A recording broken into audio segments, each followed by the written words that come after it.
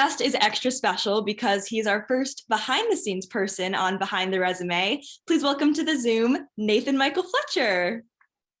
Hi. Oh, how are you? I'm good. How are you? I'm good. Thank you so much for being here. I'm so excited to share your story. Thank you for having me. I'm honored to do this. So I always start Behind the Resume with talking about how we met. I worked in the costume department on the J team, and I was on the costume trucks, which is basically where all the costumes are kept before the cast wear them.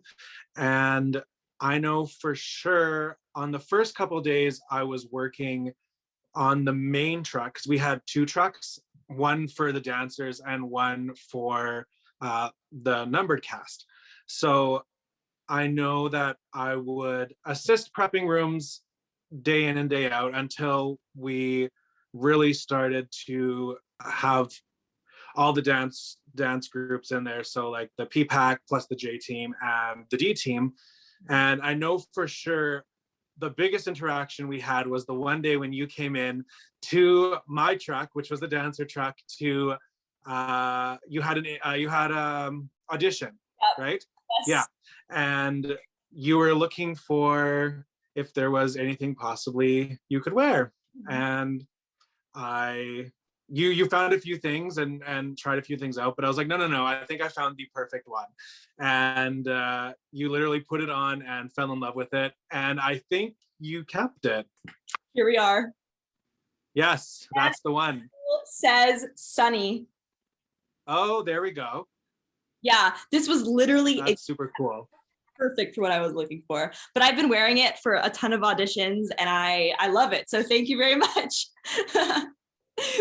Hey, no problem. And that's not the first time that that happens. I know a lot of times on shows where people will come in, hey, I have an audition, I need this is kind of my character, what do you have? And it's super cool to help people out, for other projects and that too. So I'm glad that you are using it and making use of it. And it was just one shirt that was part of just our I guess slush basically of extra stuff. So yeah, it's crazy how many costume pieces don't get used in the actual production. So where do they right well the fact that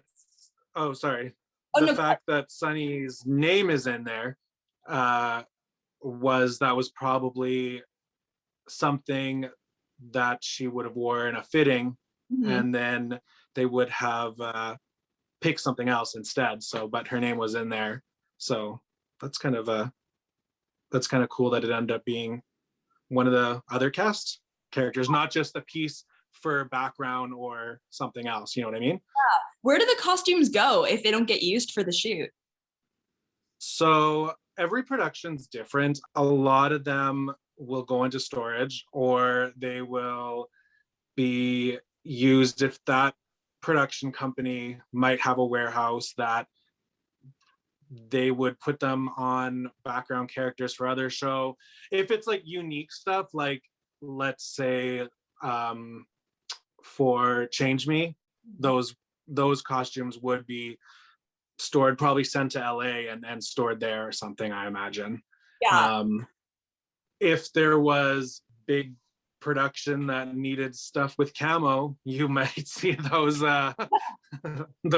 those outfits again somewhere, but I'm pretty sure that they would keep them for a certain amount of time until they would release them to be reused, because but it has happened. There have been shows where I know that I've worked on where it would be for a lead, and then 10 shows later, it's the same top put on lower numbered cast. So, I mean, it's good to see that things are still being recycled and not just sitting in the rafters somewhere collecting dust and rotting away.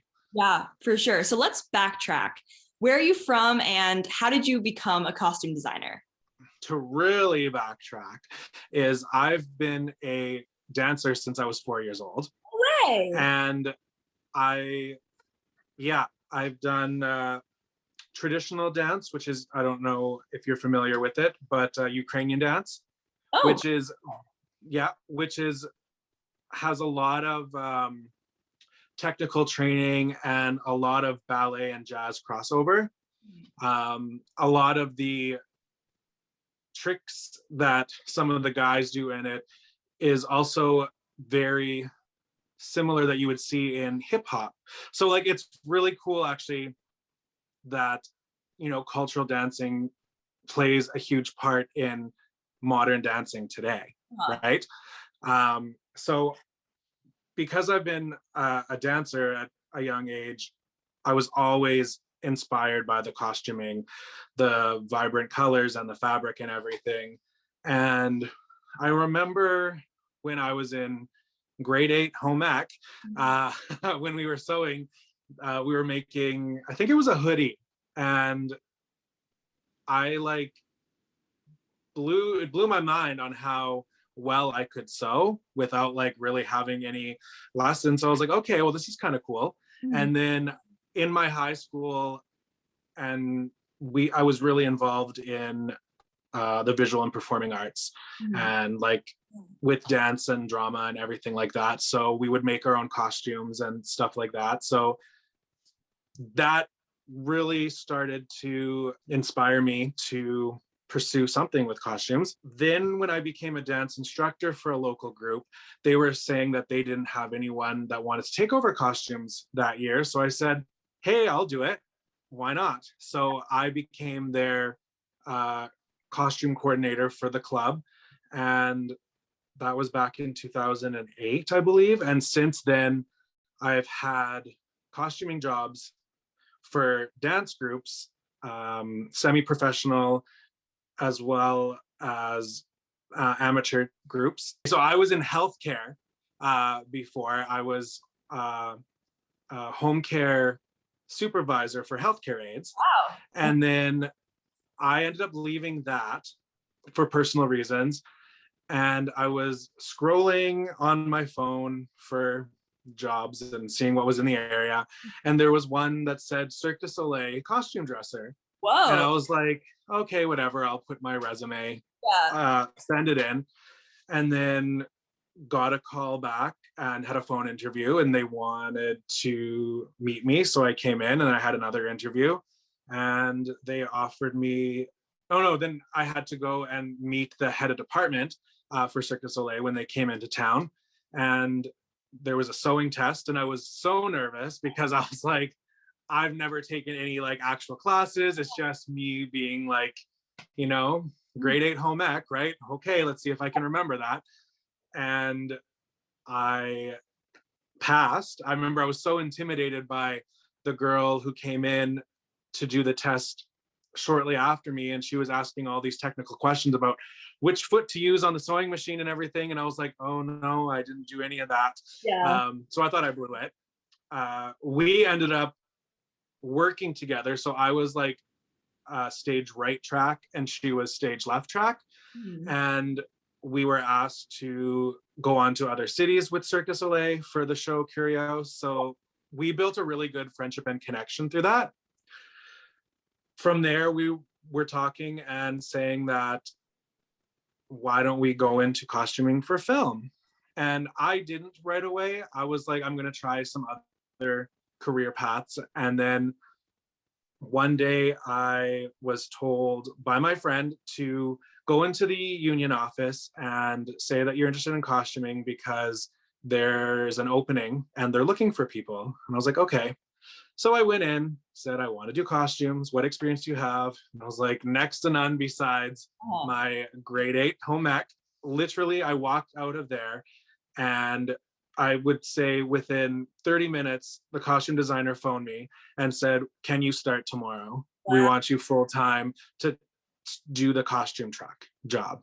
Wow. And I was like, sure, great. That's amazing. Not a clue. Never been on a set before. Like I did some, I was a background actor a few times, but like no clue what base camp was, no clue what a costume truck looked like. Wow. Scared and terrified. What show? And from there, I mean, I've been working ever since. It was a Hallmark called Love and Design. Uh-huh. And then are you born and raised in Canada, right? Yes. So I'm in Manitoba, a couple provinces away from Vancouver. So how I got on to be on the J team, I was a couple years into my career. I ran into a brilliant costume designer, Bonnie Sutherland, who designed the J team. And we hit it off very well. She's super inspirational. I learned so much from her. And she had called me to come out earlier for a show to Vancouver, but I was already committed to another project. Bonnie and I had done 2 shows when she came in to design in Winnipeg. So we had already built that relationship. When she had phoned me again and said, I'm doing a dance musical number starring Jojo Siwa, and I want you to come out and work, I was like, heck yes, I'm coming out. Being into musicals and being into dance, I mean, my one biggest thing was, in my career, I would love to work on a musical. And there we have it. That was the phone call. So I literally got into my vehicle, and it was like, oh, I don't know what the conversion is in Fahrenheit because we're Celsius, but it was like 45 degrees below zero. Oh my God. Holy. My truck wasn't, I had to boost it because it was so cold that it wouldn't start, to get going with my bags packed to start making the drive to Vancouver to work on the J team. How far was the drive? It took me 2 days. What? That's crazy. Yeah. Yeah. That's my commitment. I was like, I am so ready for this. Yeah. That I am going to, I drove through a snowstorm, drove through the night. I think the first day I drove like 14 hours. And then that's commitment right there. Yeah, I stayed overnight in Calgary. I've never been to Vancouver before, so I had no idea what I was doing. Driving through the mountains was the most terrifying experience ever. Then there was apparently an accident. I was like, okay, I'm 2 hours away. I was rerouted for like 3 hours. So I was supposed to arrive in Vancouver at like, I think 11 o'clock. I didn't get to my place until like 4 a.m. And then I had to be up the next day for a COVID test, obviously, because it was COVID times. And I think we had a production meeting also that day that I had to sign in for. So I know that I was very tired during that Zoom production meeting, but I was just so happy to be there and to get started. Yeah. So what you were expecting when you were like a part of the behind the scenes process? That's a really good question, because the different roles of costuming, I mean, when you're the set supervisor, you get to watch every take and watch it happen. For me, I got to see the costumes on the hanger and then put them in the room and then see you all load the buses to go to set. So from reading the script, I can kind of like visualize what it might or may not look like. So it blew my mind. It literally blew my mind. It was like exceeded my expectations. It was so good.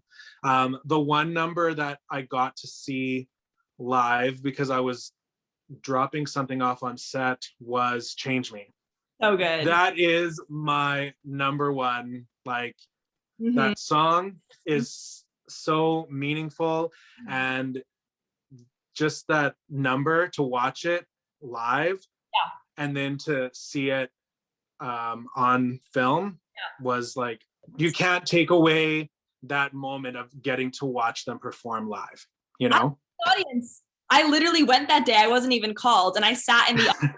I feel the same way. It's such an incredible number, and it looks so good in the film. That last part of the song when the confetti's behind her and she has the mic, like, oh, it's so good. Yes. What did you think of all of like the dancing in the movie? Because you're a dancer. Loved it. Like, loved it. It was so, it was so inspiring to know that behind the scenes where people don't realize, I mean, will appreciate it even more in the future, knowing that a lot of these rehearsals were done over Zoom for some of you. Yeah. And then like put together, like you still got that opportunity, but I couldn't even imagine. I know that I've tried to teach a few Zoom dance classes, and it's challenging. It's not easy, especially for a younger crowd to watch and try to pick up steps on Zoom and have your attention span fully focused. Like, you need to be 100% dedicated and committed, and all of you were, obviously, but like, unbelievable. Like, words cannot describe how phenomenal all the dances turned out. Oh, thank you. I'm so proud. I mean, Heather and Joe did such an incredible job, from just the short time that they had to teaching it on Zoom to having 2 weeks to put it together. And we filmed the movie in 20 days. It's not like we had time to figure it out. So I watched right. I'm like, what? I'm blown away as well. I think Heather and Joe are just so incredible. Yeah. Like, the amount of people to make that magic happen it's so inspiring. And like, every show I work on, it's just incredible to see and watch every little department do their thing that makes the end result. Yeah. Like, yeah, and it would not happen. Exactly. Every single person counts, and that's what's important. And you know, it's just such an honor to be a part of something. I mean, all shows, but this one specifically, because it was such a special project, and just the story behind it, hearing from Jess on how they came about with the story and everything too. Like, it's very, very cool. I'm proud to be a part of it, and to have a show that was on billboards being promoted at Times Square. Like, hello. I know. To have your face on there, like, to be like, there I am on the poster. Like, I couldn't even imagine. It's wild. Like, so I live in LA, and not really, they've kind of taken them down, but there were so many billboards and like parking garage signs and on the buses. And I remember, because we at the premiere, like even driving to the premiere performance, I saw a billboard. And I was like, oh my God, this is so crazy. It's so wild. Yeah. Any like JoJo fans in your life who were excited about the movie? My daughter, actually. I have 2 kids. Yes. My daughter's 7 and my son is 3. So of course she didn't believe me at all when I said Daddy's going to go away for a little bit to go film a movie with JoJo, and she's like, no, you're not, right? So while I was away, it was her 7th birthday, or it was coming up to be her 7th birthday. So Joy, who's JoJo's costumer, her and I clicked. We were like this. I was telling her about it, and I guess there was a bunch of merch that JoJo got in. And one day when we were wrapped for the day, Joy came in with JoJo Siwa doll and a signed bow by JoJo and a poster. And I was like, this is brilliant. So I got that, plus a few other things that I put in a box, and on my travel drive home, it was safely secure. And I made sure that I said, this is not from Daddy, this is actually from JoJo. And she was blown away. I do have a picture. Actually, I'll send you the picture if you want to. You can post it in there or whatnot.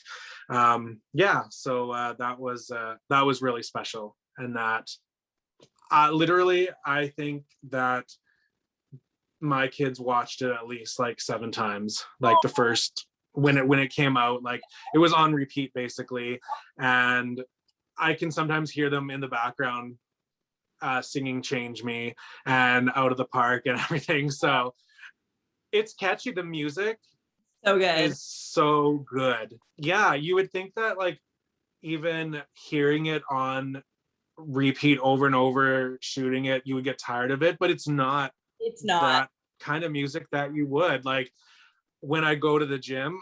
I have it on that playlist because it's a good energetic music that you can just go and run to. And I think it's great. It was just like working Cirque du Soleil backstage every night, or sometimes 2 show days. I never got tired of that soundtrack either because it was just so good. Was so lucky to be a part of a few shows that have such good soundtracks. No, I agree. It was actually funny. I was going on like a walk around my neighborhood and I had my AirPods in and I was listening to Dance Through the Day. And I caught myself doing the choreography as I'm walking down my street. I realized that is a clip of her dancing down her street at the beginning of the movie. And I was like, oh my God, I'm literally doing the exact same thing. I didn't even notice it. Major dad points for bringing all that merch home. It was, it was hard to be away from my family because I went on my own, and because of COVID, it's not like they could have come up there and visited me and stuff like that. So it was shorter, but it wasn't a super long time, but still it was challenging because it's the first time I've been away from my family for that long. And then after that show, I got a call to work in Toronto on Titans season 3. Wow. And then I was away even longer for that. So I was like away for 3 months after that. So it was like since the J team, I've been working like steadily. This is actually my first break since then that I've had to just have to myself, and I don't even know what to do with myself because I'm just so like, it's like, okay, I'm on vacation mode, but I'm just so don't know what to do with my time now that I'm not working full time at the moment. But it's really nice.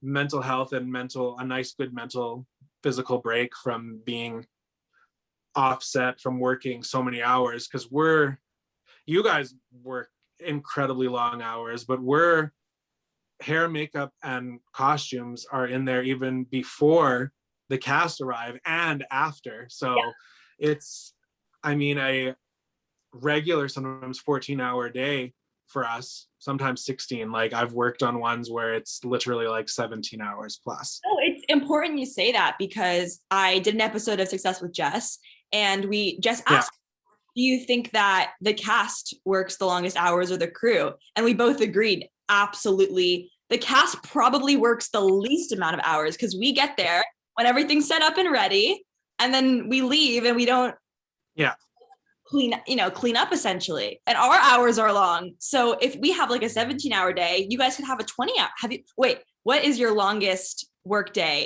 Has it been over 24 hours straight? No, it's been, I think, about 21 or 22, I feel. 22 hours.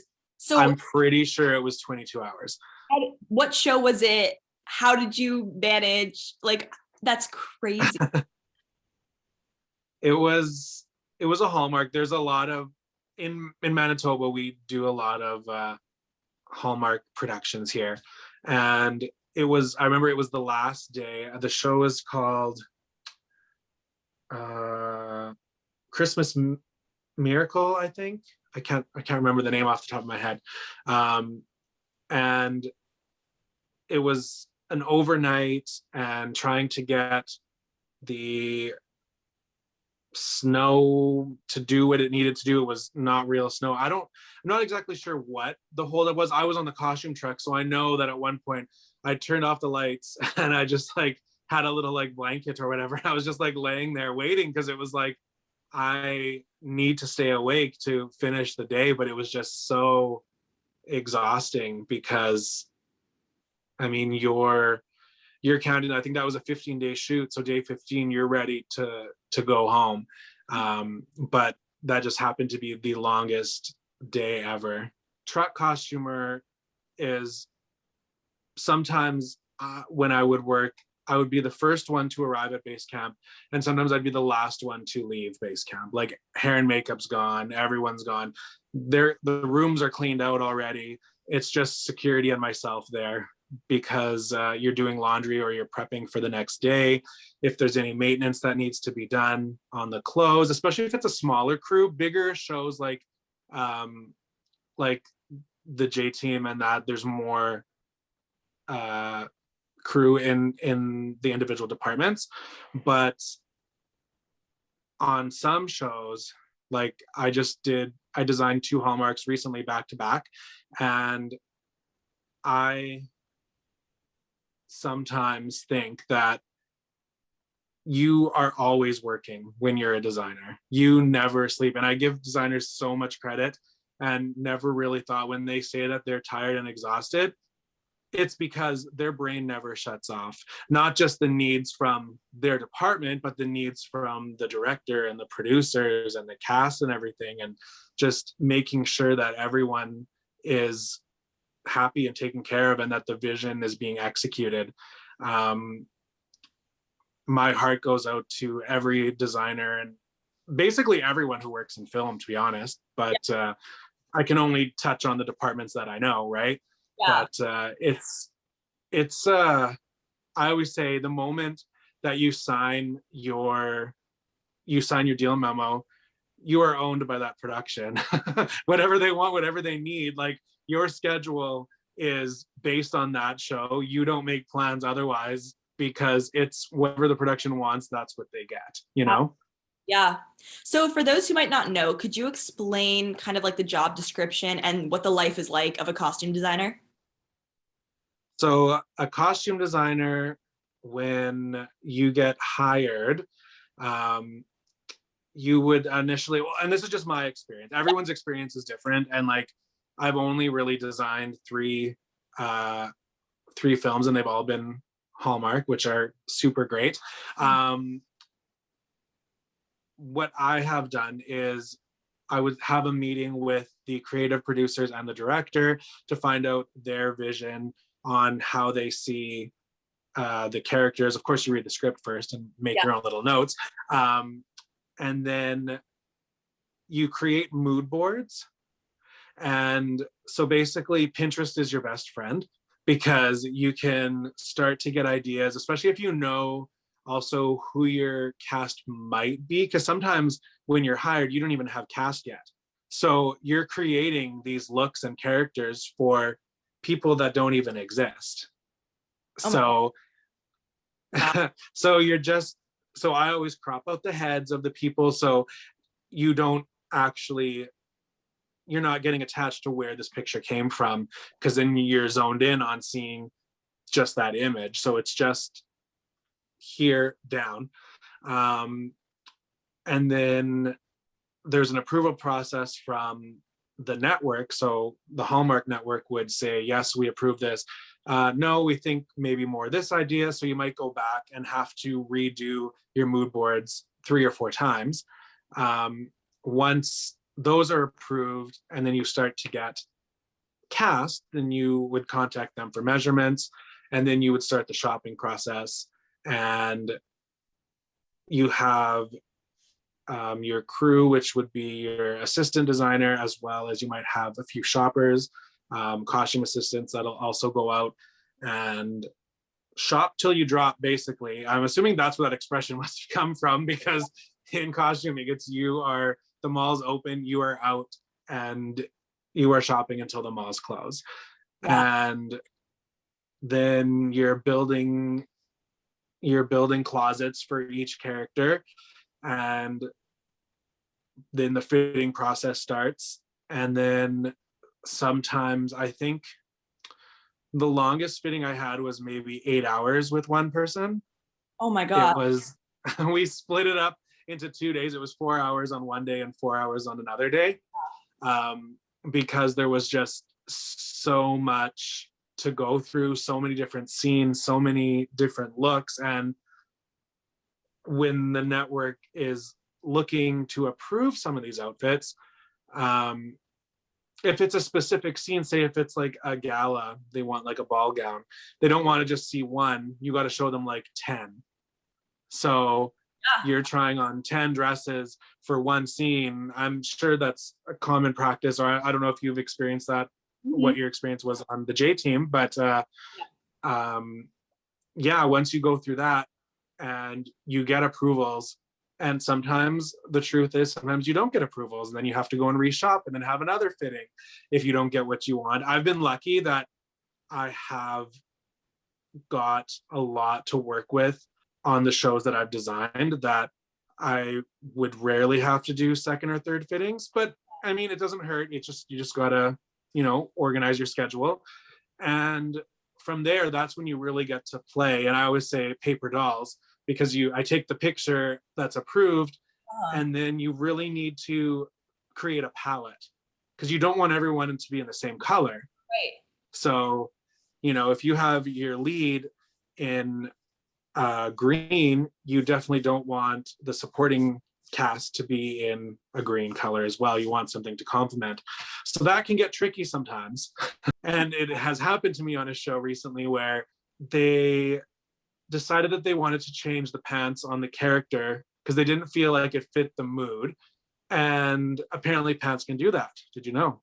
Fun fact, pants can apparently change the mood. So we changed the pants, but then that character then looked like, that character was similarly dressed to another cast member. And they're like, well, why did you dress them the same? And I was like, I didn't.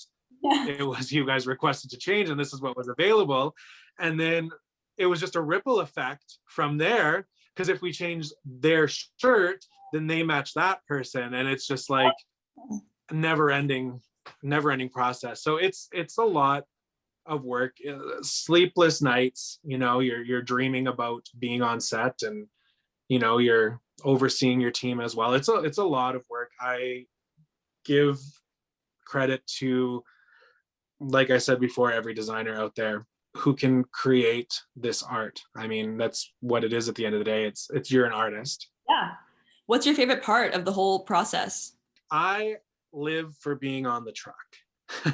So once the costume, so if I was a truck costumer, once the looks are approved and they are brought onto the truck to be slotted into each change for specific characters, I love that organization piece of it, is prepping the clothes, steaming them, and setting them in the rooms, and you know, making sure the cast are comfortable from when they go to their trailers to getting driven to set. That to me is like, I could do that all day, every day. Favorite part about designing would be that putting together the palette and creating the looks and building the scene based on just pictures of people, and going through what happens on that story day based on the clothes that were picked and that I designed. And then, you know, to see them live when they call out action is one thing, and then to see it with your name in the credits is a whole nother experience. So what was it like watching the movie and seeing all of your work come to life? It is just like undescribable, but like there's a sense of pride and accomplishment for sure. And I always say that the work that I do isn't always my own, because I wouldn't have got to be where I am without the people that I learned from. Oh, of course, yeah. So like, even though it's my name there, I'm now, you know, I still think that my name will always be attached to people like Bonnie and to other designers that I've worked with, because they are the reason why I am here doing what I'm doing today. Yeah. So what was your costume from the J team? Oh, definitely. Well, I mean, okay, can we just talk about all of JoJo's costumes? Like, so I think I took like a little video on on the truck, just like going through the line of like all the clothes and how detailed and phenomenal everything is, like down to the single rhinestone and sequin on there, like phenomenal. So that in itself was a joy. A joy for Joy. Joy was so incredible to work with, and she did an amazing job. And some of those pieces are heavy. That the one that she wore for Change Me, it was very heavy. I picked it up and I was like, this is like a workout in itself. But because I'm a softie for Change Me, definitely the Change Me costumes were my favorite.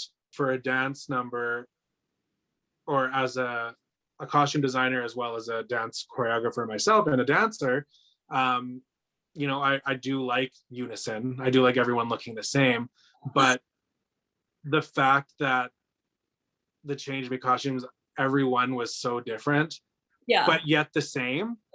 They still worked in such a way, like that to me, that was art right then there in itself. Like I loved it because it was just so, it was perfect, literally. Like it was perfect. I don't think I would change anything about any of the costumes on there. I think Bonnie did a phenomenal job, and it just all worked out so well.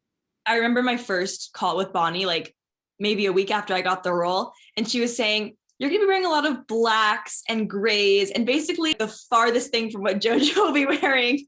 I was like, okay. Obviously, I love the Peapack costumes, but I was like, oh, it'd be so much fun to wear something sparkly, but that would definitely be off brand for my character. So,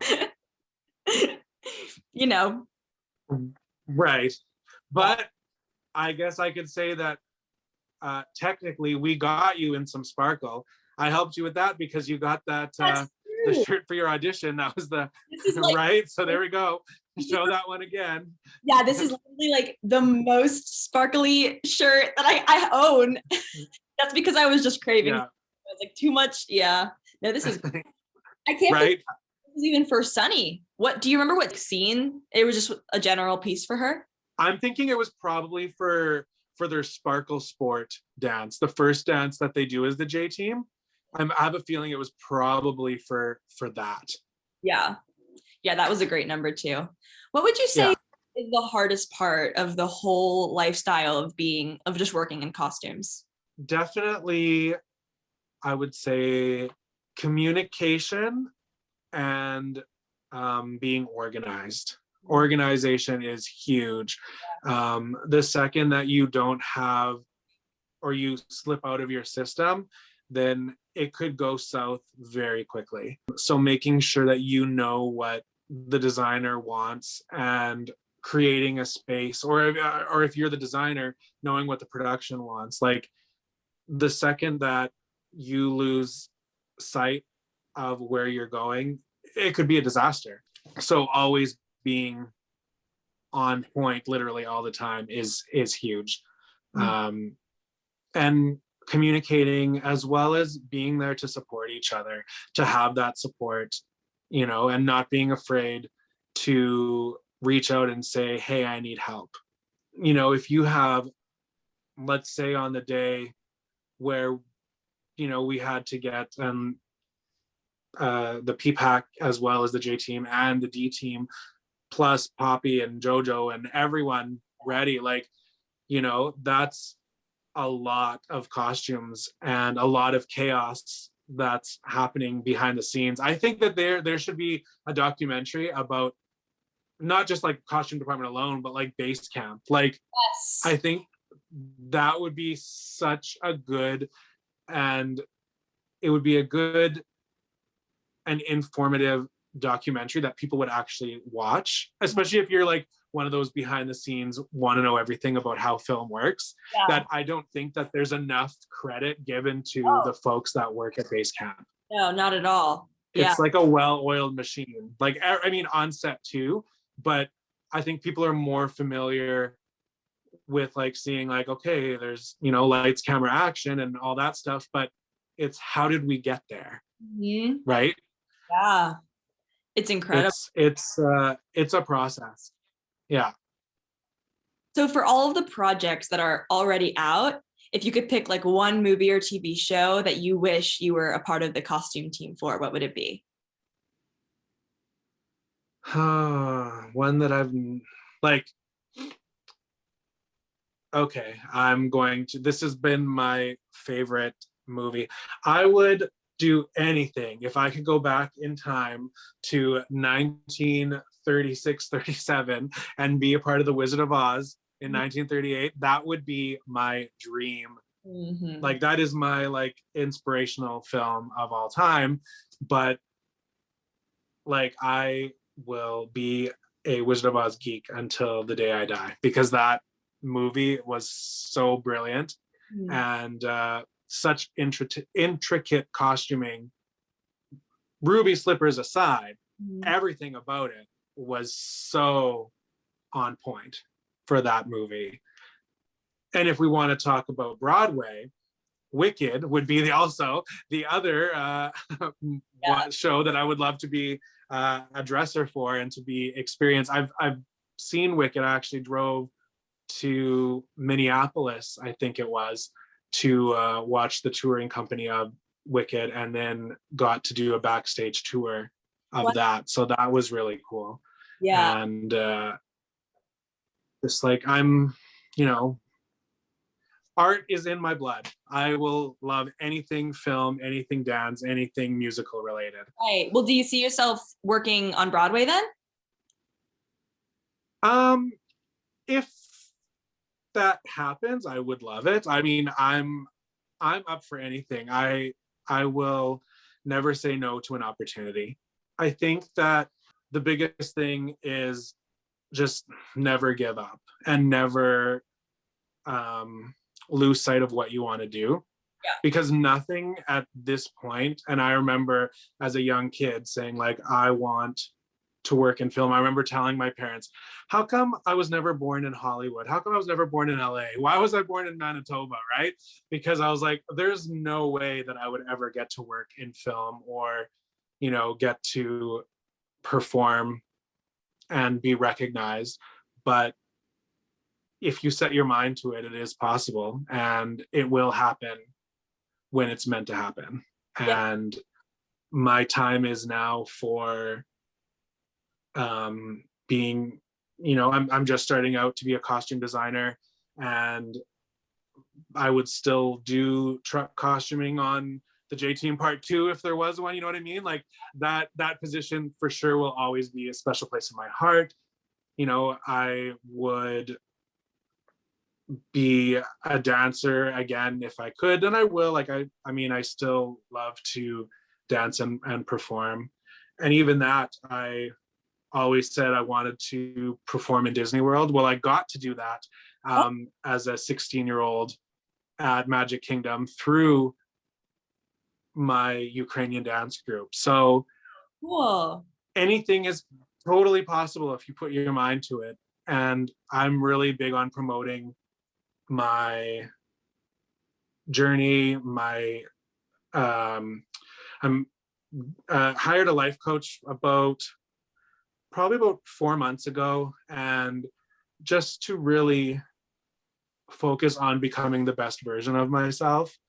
And that, has really inspired me to, start a YouTube channel and start really documenting everything that I do, because somewhere out there, with my fitness goals and behind the scenes of film, or just locally where I'm from, if I can inspire one person, then I'm a happy man. You know what I mean? Like if this interview that you and I are doing can change the life of one person, then that'll make my day.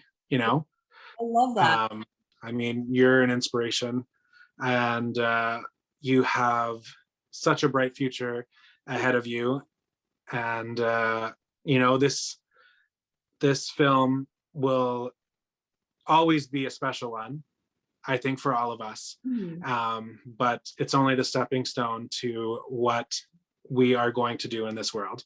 Yeah, thank you for saying that. And I feel the same way too with my YouTube channel and just putting myself on social media as well. Like, I just want to inspire others through sharing what I'm passionate about, because I feel like when something lights you up, and like obviously what you do lights you up and what I do lights me up, and if you're able to share that and inspire others through your hard work, and just like you said about how anything's possible, I feel the same way. Like, looking at where I am now, I don't know, like, I know that my younger self would be proud. And I want to share that so someone else could watch this interview or watch any of my videos and feel inspired. And my next question, which you kind of answered, was going to be what advice you'd give your younger self, or any young person who came to you, saying they want to do what you do. Is there anything else you would kind of say? If I was my younger self and I was asking me, how would I get,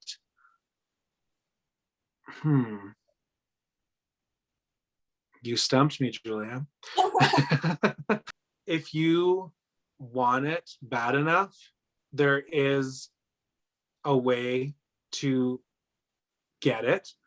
It may not be right in front of you right away, but the opportunity will present itself when the time is right. Yeah. Don't force it, because it needs to come naturally. And I think that's the biggest thing that I would tell anybody. And another thing is, don't hold back. That's the one thing I think I would have told my younger self, is don't hold back. And not saying that, I have no regrets on anything, but who knows where I would have been if I would have started this journey and not be afraid to be a costumer or be so involved in the arts. You know what I mean? Like, not that I was afraid, but I didn't know that that was a place that I could go and that I could make a career out of it, being from Manitoba. And really, it doesn't matter where you're from. And I guess that's another little piece of advice. It doesn't matter where you're from, whether you live under a rock or in Manitoba or wherever. If you want it, reach out to whomever, because someone will have a connection from somewhere. Yeah. And never give up is the other biggest thing.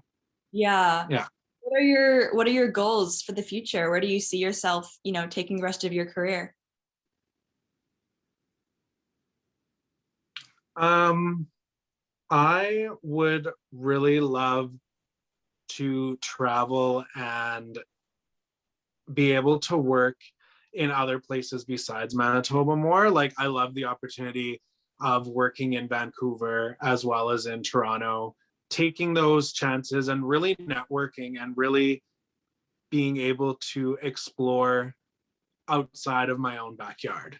So that's kind of, without rushing the process now, just really seeing what is out there for me and how I can go about taking those next steps to make that happen. Whether it's the opportunities as I had as a truck costumer or a truck supervisor doing the J Team and doing Titans, but now building up this newfound career as a costume designer, I'm starting to dip my toes into that field. And I really think that that would be the position that will give me that opportunity to be able to travel and explore the world. Whether it's even just the world as in across Canada, but United States and anywhere else. I'm up for anything. So I think it's just being consistent, but having zero expectations. Yeah, I love that. Well, thank you so much for doing this. I'm so glad our paths crossed on the J Team, and I'm excited to see where your journey takes you. All right. Thank you, Julia, for having me. It's been a pleasure, and hopefully we'll get to do this again.